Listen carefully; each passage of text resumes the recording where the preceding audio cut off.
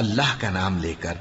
جو بڑا مہربان نہایت رحم والا ہے۔ سب تعریف اللہ ہی کو ہے جس نے اپنے محبوب بندے محمد صلی اللہ علیہ وآلہ وسلم پر یہ کتاب نازل کی اور اس میں کسی طرح کی کجی اور پیچیدگی نہ رکھی، بلکہ سیدھی اور سلیس اتاری تاکہ لوگوں کو عذاب سخت سے جو اس کی طرف سے آنے والا ہے ڈرائے، اور مومنوں کو جو نیک عمل کرتے ہیں خوشخبری سنائے کہ ان کے لیے ان کے کاموں کا نیک بدلہ یعنی بہشت ہے جس میں وہ ہمیشہ رہیں گے، اور ان لوگوں کو بھی ڈرائے جو کہتے ہیں کہ اللہ نے کسی کو بیٹا بنا لیا ہے۔ ان کو اس بات کا کچھ بھی علم نہیں اور نہ ان کے باپ دادا ہی کو تھا۔ یہ بڑی سخت بات ہے جو ان کے منہ سے نکلتی ہے، اور کچھ شک نہیں کہ یہ جو کچھ کہتے ہیں محض جھوٹ ہے۔ اے پیغمبر، اگر یہ اس کلام پر ایمان نہ لائیں تو شاید تم ان کے پیچھے رنج کر کر کے اپنے تئیں ہلاک کر دو گے۔ جو چیز زمین پر ہے ہم نے اس کو زمین کے لیے زینت بنایا ہے تاکہ لوگوں کی آزمائش کریں کہ ان میں کون اچھے عمل کرنے والا ہے، اور جو چیز زمین پر ہے ہم اس کو نابود کر کے بنجر میدان کر دیں گے۔ کیا تم خیال کرتے ہو کہ غار اور لوح والے ہماری نشانیوں میں سے عجیب تھے؟ جب وہ نوجوان غار میں جا رہے تو کہنے لگے کہ اے ہمارے پروردگار، ہم پر اپنے ہاں سے رحمت نازل فرما اور ہمارے کام میں درستی کے سامان مہیا کر۔ تو ہم نے غار میں کئی سال تک ان کے کانوں پر نیند کا پردہ ڈالے رکھا، یعنی ان کو سلائے رکھا، پھر ان کو جگہ اٹھایا تاکہ معلوم کریں کہ جتنی مدت وہ غار میں رہے دونوں جماعتوں میں سے اس کی مقدار کس کو خوب یاد ہے۔ ہم ان کے حالات تم سے صحیح صحیح بیان کرتے ہیں۔ وہ کئی نوجوان تھے جو اپنے پروردگار پر ایمان لائے تھے، اور ہم نے ان کو اور زیادہ ہدایت دی تھی، اور ان کے دلوں کو مربوط یعنی مضبوط کر دیا۔ جب وہ اٹھ کھڑے ہوئے تو کہنے لگے کہ ہمارا پروردگار آسمانوں اور زمین کا مالک ہے، ہم اس کے سوا کسی کو معبود سمجھ کر نہ پکاریں گے۔ اگر ایسا کیا تو اس وقت ہم نے بے عقلی کی بات کی۔ ان ہماری قوم کے لوگوں نے اس کے سوا اور معبود بنا رکھے ہیں، بھلا یہ ان کے معبود ہونے پر کوئی کھلی دلیل کیوں نہیں لاتے؟ تو اس سے زیادہ کون ظالم ہے جو اللہ پر جھوٹ باندھے؟ اور جب تم نے ان مشرکوں سے اور جن کی یہ اللہ کے سوا عبادت کرتے ہیں ان سے کنارہ کر لیا ہے تو غار میں چل رہو، تمہارا پروردگار تمہارے لیے اپنی رحمت وسیع کر دے گا اور تمہارے کاموں میں آسانی کے سامان مہیا کرے گا۔ اور جب سورج نکلے تو تم دیکھو کہ دھوپ ان کے غار سے داہنی طرف سمٹ جائے، اور جب غروب ہو تو ان سے بائیں طرف کترا جائے، اور وہ اس غار کے کشادہ حصے میں تھے۔ یہ اللہ کی نشانیوں میں سے ہیں، جس کو اللہ ہدایت دے وہ ہدایت یاب ہے، اور جس کو گمراہ رہنے دے تو تم اس کے لیے کوئی دوست راہ بتانے والا نہ پاؤ گے۔ اور تم ان کے متعلق خیال کرو کہ وہ جاگ رہے ہیں حالانکہ وہ سوتے ہیں، اور ہم ان کو دائیں اور بائیں کروٹ بدلاتے تھے، اور ان کا کتا چوکھٹ پر دونوں ہاتھ پھیلائے ہوئے تھا۔ اگر تم ان کو جھانک کر دیکھتے تو پیٹ پھیر کر بھاگ جاتے اور ان سے دہشت میں آ جاتے۔ اور اسی طرح ہم نے ان کو اٹھایا تاکہ آپس میں ایک دوسرے سے دریافت کریں۔ ایک کہنے والے نے کہا کہ تم یہاں کتنی مدت رہے؟ انہوں نے کہا کہ 1 دن یا اس سے بھی کم۔ انہوں نے کہا کہ جتنی مدت تم رہے ہو تمہارا پروردگار ہی اس کو خوب جانتا ہے، تو اپنے میں سے کسی کو یہ روپیہ دے کر شہر بھیجو، وہ دیکھے کہ نفیس کھانا کون سا ہے تو اس میں سے کھانا لے آئے، اور احتیاط سے آئے جائے اور تمہارا حال کسی کو نہ بتائے۔ اگر وہ تم پر دسترس پا لیں گے تو تمہیں سنسار کر دیں گے یا پھر اپنے مذہب میں داخل کر لیں گے، اور اس وقت تم کبھی فلاح نہیں پاؤ گے۔ اور اسی طرح ہم نے لوگوں کو ان کے حال سے خبردار کر دیا تاکہ وہ جانیں کہ اللہ کا وعدہ سچا ہے، اور یہ کہ قیامت جس کا وعدہ کیا جاتا ہے اس میں کچھ شک نہیں۔ اس وقت لوگ ان کے بارے میں باہم جھگڑنے لگے اور کہنے لگے کہ ان کے غار پر عمارت بنا دو۔ ان کا پروردگار ان کے حال سے خوب واقف ہے۔ جو لوگ ان کے معاملے میں غلبہ رکھتے تھے وہ کہنے لگے کہ ہم ان کے غار پر مسجد بنائیں گے۔ بعض لوگ اٹکل پچو کہیں گے کہ وہ 3 تھے اور چوتھا ان کا کتا تھا، اور بعض کہیں گے کہ وہ 5 تھے اور چھٹا ان کا کتا تھا، اور بعض کہیں گے کہ وہ 7 تھے اور 8واں ان کا کتا تھا۔ کہہ دو کہ میرا پروردگار ہی ان کے شمار سے خوب واقف ہے، ان کو جانتے بھی ہیں تو تھوڑے ہی لوگ جانتے ہیں۔ تو تم ان کے معاملے میں بحث نہ کرنا مگر سرسری سی بحث، اور نہ ان کے بارے میں ان میں سے کسی سے کچھ دریافت ہی کرنا، اور کسی کام کی نسبت نہ کہنا کہ میں اسے کل کر دوں گا، مگر انشاءاللہ کہہ کر یعنی اگر اللہ چاہے تو کر دوں گا، اور جب اللہ کا نام لینا بھول جاؤ تو یاد آنے پر لے لو۔ اور کہہ دو کہ امید ہے کہ میرا پروردگار مجھے اس سے بھی زیادہ ہدایت کی باتیں بتائے۔ اور اصحاب کہف اپنے غار میں 9 پر 300 سال رہے۔ کہہ دو کہ جتنی مدت وہ رہے اسے اللہ ہی خوب جانتا ہے، اسی کو آسمانوں اور زمین کی پوشیدہ باتیں معلوم ہیں، وہ کیا خوب دیکھنے والا اور کیا خوب سننے والا ہے۔ اس کے سوا ان کا کوئی کارساز نہیں، اور نہ وہ اپنے حکم میں کسی کو شریک کرتا ہے۔ اور اپنے پروردگار کی کتاب کو جو تمہارے پاس بھیجی جاتی ہے پڑھتے رہا کرو، اس کی باتوں کو کوئی بدلنے والا نہیں، اور اس کے سوا تم کہیں پناہ بھی نہیں پاؤ گے۔ اور جو لوگ صبح و شام اپنے پروردگار کو پکارتے اور اس کی خوشنودی کے طالب ہیں، ان کے ساتھ صبر کرتے رہو، اور تمہاری نگاہیں ان میں سے گزر کر اور طرف نہ دوڑے کہ تم دنیاوی زندگی کی رونقوں کے خواستگار ہو جاؤ۔ اور جس شخص کے دل کو ہم نے اپنی یاد سے غافل کر دیا ہے اور وہ اپنی خواہش کی پیروی کرتا ہے اور اس کا کام حد سے بڑھ گیا ہے، اس کا کہا نہ ماننا۔ اور کہہ دو کہ لوگوں، یہ قرآن تمہارے پروردگار کی طرف سے برحق ہے، تو جو چاہے ایمان لائے اور جو چاہے کافر رہے۔ ہم نے ظالموں کے لیے دوزخ کی آگ تیار کر رکھی ہے جس کی قناتیں ان کو گھیر رہی ہوں گی، اور اگر فریاد کریں گے تو ایسے کھولتے ہوئے پانی سے ان کی داد رسی کی جائے گی جو پگھلے ہوئے تانبے کی طرح گرم ہوگا، اور جو ان کے چہروں کو بھون ڈالے گا۔ ان کے پینے کا پانی بھی برا اور آرام گاہ بھی بری۔ اور جو ایمان لائے اور کام بھی نیک کرتے رہے تو ہم نیک کام کرنے والوں کا اجر ضائع نہیں کرتے۔ ایسے لوگوں کے لیے ہمیشہ رہنے کے باغ ہیں جن میں ان کے محلوں کے نیچے نہریں بہ رہی ہیں، ان کو وہاں سونے کے کنگن پہنائے جائیں گے، اور وہ باریک دیبا اور اطلس کے سبز کپڑے پہنا کریں گے، اور تختوں پر تکیے لگا کر بیٹھا کریں گے۔ کیا خوب بدلہ اور کیا خوب آرام گاہ ہے۔ اور ان سے 2 شخصوں کا حال بیان کرو جن میں سے ایک کو ہم نے انگور کے 2 باغ عنایت کیے تھے اور ان کے گردا گرد کھجوروں کے درخت لگا دیے تھے، اور ان کے درمیان کھیتی پیدا کر دی تھی۔ دونوں باغ کثرت سے پھل لاتے اور اس کی پیداوار میں کسی طرح کی کمی نہ ہوتی، اور دونوں میں ہم نے ایک نہر بھی جاری کر رکھی تھی، اور اس طرح اس شخص کو ان کی پیداوار ملتی رہتی تھی۔ تو ایک دن جبکہ وہ اپنے دوست سے باتیں کر رہا تھا، کہنے لگا کہ میں تم سے مال و دولت میں بھی زیادہ ہوں اور جتھے اور جماعت کے لحاظ سے بھی زیادہ عزت والا ہوں، اور ایسی شیخیوں سے اپنے حق میں ظلم کرتا ہوا اپنے باغ میں داخل ہوا۔ کہنے لگا کہ میں نہیں خیال کرتا کہ یہ باغ کبھی تباہ ہو، اور نہ خیال کرتا ہوں کہ قیامت برپا ہو، اور اگر میں اپنے پروردگار کی طرف لوٹایا بھی جاؤں تو وہاں ضرور اس سے اچھی جگہ پاؤں گا۔ تو اس کا دوست جو اس سے گفتگو کر رہا تھا کہنے لگا کہ کیا تم اس ذات سے کفر کرتے ہو جس نے تم کو مٹی سے پیدا کیا، پھر نطفے سے، پھر تمہیں پورا آدمی بنایا؟ مگر میں تو یہ کہتا ہوں کہ اللہ ہی میرا پروردگار ہے، اور میں اپنے پروردگار کے ساتھ کسی کو شریک نہیں کرتا۔ اور جب تم اپنے باغ میں داخل ہوئے تو تم نے ما شاء اللہ لا قوت الا باللہ کیوں نہ کہا؟ اگر تم مجھے مال و اولاد میں اپنے سے کمتر دیکھتے ہو تو عجب نہیں کہ میرا پروردگار مجھے تمہارے باغ سے بہتر عطا فرمائے، اور تمہارے اس باغ پر آسمان سے آفت بھیج دے تو وہ صاف میدان ہو جائے، یا اس باغ کی نہر کا پانی گہرائی میں اتر جائے تو پھر تم اسے تلاش نہ کر سکو، اور اس کے میووں کو عذاب نے آ گھیرا اور وہ اپنی چھتریوں پر گر کر رہ گیا، تو جو مال اس نے اس پر خرچ کیا تھا اس پر حسرت سے ہاتھ ملنے لگا اور کہنے لگا کہ کاش میں اپنے پروردگار کے ساتھ کسی کو شریک نہ بناتا۔ اس وقت اللہ کے سوا کوئی جماعت اس کی مددگار نہ ہوئی اور نہ وہ بدلہ لے سکا۔ یہاں سے ثابت ہوا کہ حکومت سب اللہ کی ہے، جو معبود برحق ہے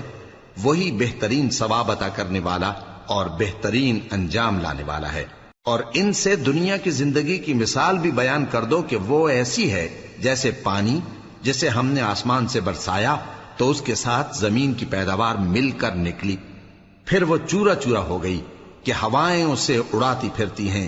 اور اللہ تو ہر چیز پر قدرت رکھتا ہے۔ مال اور بیٹے تو دنیا کی زندگی کی رونق و زینت ہیں، اور نیکیاں جو باقی رہنے والی ہیں وہ ثواب کے لحاظ سے تمہارے پروردگار کے ہاں بہت اچھی اور امید کے لحاظ سے بہت بہتر ہیں۔ اور جس دن ہم پہاڑوں کو چلائیں گے اور تم زمین کو صاف میدان دیکھو گے، اور ان لوگوں کو ہم جمع کر لیں گے تو ان میں سے کسی کو بھی نہیں چھوڑیں گے، اور سب تمہارے پروردگار کے سامنے صف باندھ کر لائے جائیں گے،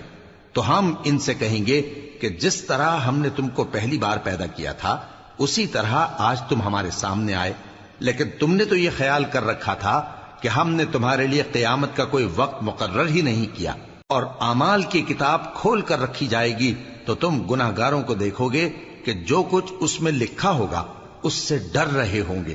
اور کہیں گے ہائے شامت، یہ کیسی کتاب ہے کہ نہ چھوٹی بات کو چھوڑتی ہے نہ بڑی کو، کوئی بات بھی نہیں مگر اسے لکھ رکھا ہے، اور جو عمل کیے ہوں گے سب کو حاضر پائیں گے، اور تمہارا پروردگار کسی پر ظلم نہیں کرے گا۔ اور جب ہم نے فرشتوں کو حکم دیا کہ آدم کو سجدہ کرو تو سب نے سجدہ کیا مگر ابلیس نے نہ کیا، وہ جنات میں سے تھا تو اپنے پروردگار کے حکم سے باہر ہو گیا۔ کیا تم اس کو اور اس کی اولاد کو میرے سوا دوست بناتے ہو، حالانکہ وہ تمہارے دشمن ہیں، اور شیطان کی دوستی ظالموں کے لیے اللہ کی دوستی کا برا بدل ہے۔ میں نے ان کو نہ تو آسمانوں اور زمین کے پیدا کرنے کے وقت بلایا تھا اور نہ خود ان کے پیدا کرنے کے وقت، اور میں ایسا نہ تھا کہ گمراہ کرنے والوں کو مددگار بناتا۔ اور جس دن اللہ فرمائے گا کہ اب میرے شریکوں کو جن کی نسبت تم معبود ہونے کا گمان رکھتے تھے بلاؤ، تو وہ ان کو بلائیں گے مگر وہ ان کو کچھ جواب نہ دیں گے، اور ہم ان کے درمیان ہلاکت کی ایک جگہ بنا دیں گے، اور گناہگار لوگ دوزخ کو دیکھیں گے تو یقین کر لیں گے کہ وہ اس میں پڑنے والے ہیں، اور اس سے بچنے کا کوئی راستہ نہ پائیں گے۔ اور ہم نے اس قرآن میں لوگوں کے سمجھانے کے لیے طرح طرح کی مثالیں بیان فرمائی ہیں، لیکن انسان سب چیزوں سے بڑھ کر جھگڑالو ہے، اور لوگوں کے پاس جب ہدایت آ گئی تو ان کو کس چیز نے منع کیا کہ ایمان لائیں اور اپنے پروردگار سے بخشش مانگیں، بجز اس کے کہ اس بات کے منتظر ہوں کہ انہیں بھی پہلوں کا سا معاملہ پیش آئے یا ان پر عذاب سامنے سے آ جائے۔ اور ہم جو پیغمبروں کو بھیجا کرتے ہیں تو صرف اس لیے کہ لوگوں کو اللہ کی نعمتوں کی خوشخبریاں سنائیں اور عذاب سے ڈرائیں، اور جو کافر ہیں وہ باطل کی مدد سے جھگڑا کرتے ہیں تاکہ اس سے حق کو پھسلا دیں، اور انہوں نے ہماری آیتوں کو اور جس چیز سے ان کو ڈرایا جاتا ہے اسے ہنسی بنا لیا ہے۔ اور اس سے بڑھ کر ظالم کون، جس کو اس کے پروردگار کی آیات کے ذریعے سمجھایا گیا تو اس نے ان سے منہ پھیر لیا، اور جو اعمال وہ آگے کر چکا اس کو بھول گیا۔ ہم نے ان کے دلوں پر پردے ڈال دیے کہ اسے سمجھ نہ سکیں، اور کانوں میں ثقل پیدا کر دیا ہے کہ سن نہ سکیں، اور اگر تم ان کو رستے کی طرف بلاؤ تو کبھی رستے پر نہ آئیں گے، اور تمہارا پروردگار بخشنے والا صاحب رحمت ہے۔ اگر وہ ان کے کرتوتوں پر ان کو پکڑنے لگے تو ان پر جھٹ عذاب بھیج دے، مگر ان کے لیے ایک وقت مقرر کر رکھا ہے کہ اس کے عذاب سے کوئی پناہ کی جگہ نہ پائیں گے۔ اور یہ بستیاں جو ویران پڑی ہیں، جب انہوں نے کفر کر کے ظلم کیا تو ہم نے ان کو تباہ کر دیا، اور ان کی تباہی کے لیے ایک وقت مقرر کر دیا تھا۔ اور جب موسیٰ نے اپنے شاگرد سے کہا کہ جب تک میں دو دریاؤں کے ملنے کی جگہ نہ پہنچ جاؤں ٹلنے کا نہیں، خاص صدیوں چلتا رہوں، پھر جب وہ دونوں ان دریاؤں کے سنگم پر پہنچے تو اپنی مچھلی بھول گئے، پھر اس مچھلی نے دریا میں سرنگ کی طرح اپنا رستہ بنا لیا۔ جب آگے چلے تو موسیٰ نے اپنے شاگرد سے کہا کہ ہمارا کھانا لاؤ، اس سفر سے ہم کو بہت تکان ہو گئی ہے۔ اس نے کہا کہ بھلا آپ نے دیکھا کہ جب ہم نے اس چٹان کے پاس آرام کیا تھا تو میں مچھلی وہیں بھول گیا، اور مجھے آپ سے اس کا ذکر کرنا شیطان نے بھلا دیا، اور اس مچھلی نے عجیب طرح سے دریا میں اپنا رستہ بنایا۔ موسیٰ نے کہا یہی تو وہ مقام ہے جسے ہم تلاش کرتے تھے، تو وہ اپنے پاؤں کے نشان دیکھتے دیکھتے لوٹ گئے۔ وہاں انہوں نے ہمارے بندوں میں سے ایک بندہ دیکھا جس کو ہم نے اپنے ہاتھ سے رحمت خاص سے نوازا تھا اور اپنے پاس سے ایک خاص علم بخشا تھا۔ موسیٰ نے ان سے، جن کا نام خضر تھا، کہا کہ جو علم اللہ کی طرف سے آپ کو سکھایا گیا ہے، اگر آپ اس میں سے مجھے کچھ بھلائی کی باتیں سکھائیں تو میں آپ کے ساتھ رہوں۔ خضر نے کہا کہ تم میرے ساتھ رہ کر صبر نہیں کر سکو گے، اور جس بات کی تمہیں خبر ہی نہیں اس پر صبر کر بھی کیسے سکتے ہو؟ موسیٰ نے کہا اللہ نے چاہا تو آپ مجھے صابر پائیے گا، اور میں آپ کے ارشاد کے خلاف نہیں کروں گا۔ خضر نے کہا اگر تم میرے ساتھ رہنا چاہو تو شرط یہ ہے مجھ سے کوئی بات نہ پوچھنا جب تک میں خود اس کا ذکر تم سے نہ کروں۔ تو دونوں چل پڑے، یہاں تک کہ جب کشتی میں سوار ہوئے تو خضر نے کشتی کو پھاڑ ڈالا۔ موسیٰ نے کہا کیا آپ نے اس کو اس لیے پھاڑا ہے کہ سواروں کو غرق کر دی؟ یہ تو آپ نے بڑی عجیب بات کی۔ خضر نے کہا کیا میں نے نہیں کہا تھا کہ تم میرے ساتھ صبر نہ کر سکو گے؟ موسیٰ نے کہا کہ جو بھول مجھ سے ہوئی اس پر مواخذہ نہ کیجیے اور میرے معاملے میں مجھ پر مشکل نہ ڈالیے۔ پھر دونوں چلے، یہاں تک کہ رستے میں ایک لڑکا ملا تو خضر نے اسے مار ڈالا۔ موسیٰ نے کہا کہ آپ نے ایک بے گناہ شخص کو ناحق بغیر قصاص کے مار ڈالا، یہ تو آپ نے بری بات کی۔ انہوں نے کہا کہ اگر میں اس کے بعد پھر کوئی بات پوچھوں یعنی اعتراض کروں تو مجھے اپنے ساتھ نہ رکھیے گا کہ آپ میری طرف سے عذر کے قبول کرنے میں حد کو پہنچ گئے ہیں۔ پھر دونوں چلے، یہاں تک کہ گاؤں والوں کے پاس پہنچے اور ان سے کھانا طلب کیا۔ انہوں نے ان کی ضیافت کرنے سے انکار کیا۔ پھر انہوں نے وہاں ایک دیوار دیکھی جو گرا چاہتی تھی تو خضر نے اس کو سیدھا کر دیا۔ موسیٰ نے کہا کہ اگر آپ چاہتے تو ان سے اس کا معاوضہ لے لیتے تاکہ کھانے کا کام چلتا۔ خضر نے کہا کہ اب مجھ میں اور تم میں علیحدگی، مگر جن باتوں پر تم صبر نہ کر سکے میں ان کا تمہیں بھید بتائے دیتا ہوں کہ وہ جو کشتی تھی غریب لوگوں کی تھی جو دریا میں محنت کر کے یعنی کشتیاں چلا کر گزارا کرتے تھے، اور ان کے سامنے کی طرف ایک بادشاہ تھا جو ہر اچھی کشتی کو زبردستی چھین لیتا تھا، تو میں نے چاہا کہ اسے عیبدار کر دوں تاکہ وہ اسے غصب نہ کر سکے۔ اور وہ جو لڑکا تھا اس کے ماں باپ دونوں مومن تھے، ہمیں اندیشہ ہوا کہ وہ بڑا ہو کر بد کردار ہوگا تو کہیں ان کو سرکشی اور کفر میں نہ پھنسا دے، تو ہم نے چاہا کہ ان کا پروردگار اس کی جگہ ان کو اور بچہ عطا فرمائے جو اخلاقی پاکیزگی میں بہتر اور محبت میں زیادہ قریب ہو۔ اور وہ جو دیوار تھی سو 2 یتیم لڑکوں کی تھی جو شہر میں رہتے تھے، اور اس کے نیچے ان کا خزانہ دفن تھا، اور ان کا باپ ایک نیک آدمی تھا۔ تو تمہارے پروردگار نے چاہا کہ وہ اپنی جوانی کو پہنچ جائیں اور پھر اپنا خزانہ نکالے۔ یہ تمہارے پروردگار کی مہربانی ہے، اور یہ کام میں نے اپنی طرف سے نہیں کیے، یہ ان باتوں کی حقیقت ہے جن پر تم صبر نہ کر سکے۔ اور تم سے ذوالقرنین کے بارے میں دریافت کرتے ہیں، کہہ دو کہ میں اس کا کسی قدر حال تمہیں پڑھ کر سناتا ہوں۔ ہم نے اس کو زمین میں بڑا اقتدار دیا تھا اور ہر طرح کا سامان اس کو عطا کیا تھا، تو اس نے ایک سفر کا سامان کیا، یہاں تک کہ جب سورج کے غروب ہونے کی جگہ پہنچا تو اسے ایسا پایا کہ ایک کیچڑ والے چشمے میں ڈوب رہا ہے، اور اس چشمے کے پاس ایک قوم دیکھی۔ ہم نے کہا ذوالقرنین تم ان کو خواہ تکلیف دو خواہ ان کے بارے میں بھلائی اختیار کرو، دونوں باتوں کی تم کو قدرت ہے۔ ذوالقرنین نے کہا کہ جو کفر و بد کرداری سے ظلم کرے گا اسے ہم سزا دیں گے، پھر وہ اپنے پروردگار کی طرف لوٹایا جائے گا تو وہ بھی اسے بڑا عذاب دے گا، اور جو ایمان لائے گا اور عمل نیک کرے گا اس کے لیے بہت اچھا بدلہ ہے، اور ہم اپنے معاملے میں اس سے نرم بات کہیں گے۔ پھر اس نے ایک اور سامان سفر کیا، یہاں تک کہ سورج کے طلوع ہونے کے مقام پر پہنچا تو دیکھا کہ وہ ایسے لوگوں پر طلوع ہوتا ہے جن کے لیے ہم نے دھوپ سے بچاؤ کی کوئی اوٹ نہیں بنائی تھی۔ حقیقت یوں ہی تھی، اور جو کچھ اس کے پاس تھا ہم کو سب کی خبر تھی۔ پھر اس نے ایک اور سفر کا سامان کیا، یہاں تک کہ 2 اونچے سیدھے پہاڑوں کے درمیان پہنچا تو دیکھا کہ ان کے اس طرف کچھ لوگ ہیں کہ بات کو سمجھ نہیں سکتے۔ ان لوگوں نے کہا کہ اے ذوالقرنین، یاجوج اور ماجوج اس علاقے میں فساد کرتے رہتے ہیں، بھلا ہم آپ کے لیے خرچ کا انتظام کر دیں کہ آپ ہمارے اور ان کے درمیان ایک دیوار کھینچ دیں۔ ذوالقرنین نے کہا کہ خرچ کا جو مقدور اللہ نے مجھے بخشا ہے وہ بہت اچھا ہے، تم مجھے قوت بازو سے مدد دو، میں تمہارے اور ان کے درمیان ایک مضبوط رکاوٹ بنا دوں گا۔ تم لوہے کے بڑے بڑے تختے میرے پاس لاؤ۔ چنانچہ کام جاری کر دیا گیا، یہاں تک کہ جب اس نے دونوں پہاڑوں کے درمیان کا حصہ برابر کر دیا اور کہا کہ اب اسے دھوکو، یہاں تک کہ جب اس کو دھونک دھونک کر آگ کر دیا تو کہا کہ اب میرے پاس تانبا لاؤ کہ اس پر پگھلا کر ڈال دوں۔ پھر ان میں یہ قدرت نہ رہی کہ اس پر چڑھ سکیں، اور نہ یہ طاقت رہی کہ اس میں نقب لگا سکیں۔